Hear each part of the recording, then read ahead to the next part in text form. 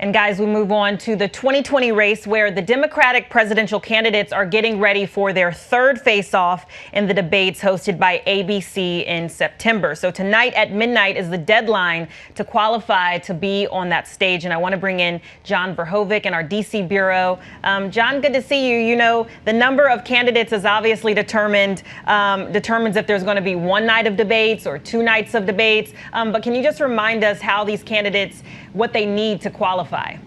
Yeah. Hey, Kimberly. Well, that's a very important question. There's two parts to that qualification threshold. The first is a grassroots fundraising threshold. Candidates need 130,000 individual donations.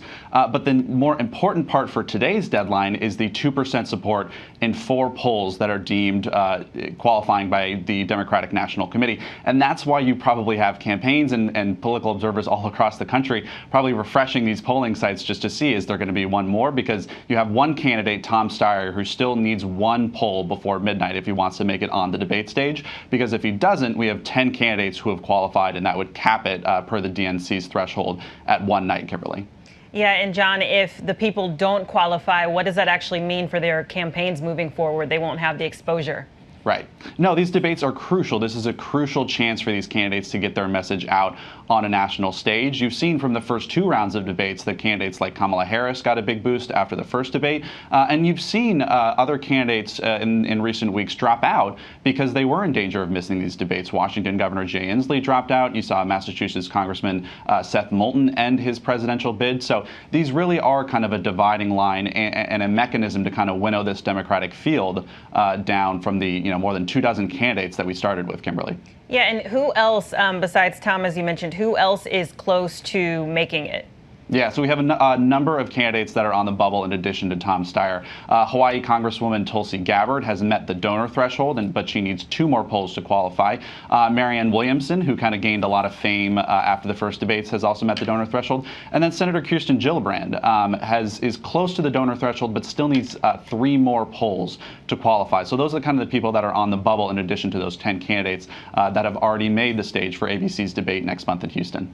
Yeah, and before we go, as the field narrows, what do you think people are going to be looking for, the people watching from the candidates when it's only 10 of them, the field's smaller?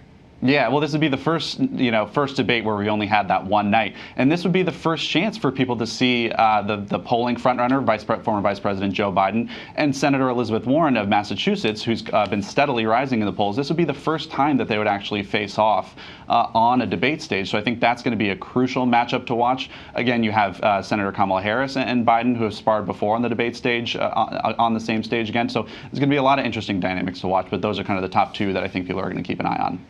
All right, John Verhoeven in our D.C. bureau, thank you so much. And guys, again, the third Democratic primary debate will be hosted by ABC News in partnership with Univision on September 12th and maybe September 13th. We'll have to see after tonight, and you'll be able to watch it all here on ABC News Live. Hi, everyone. George Stephanopoulos here. Thanks for checking out the ABC News YouTube channel. If you'd like to get more videos, show highlights, and watch live event coverage, click on the right over here to subscribe to our channel. And don't forget to download the ABC News app for breaking news alerts. Thanks for watching.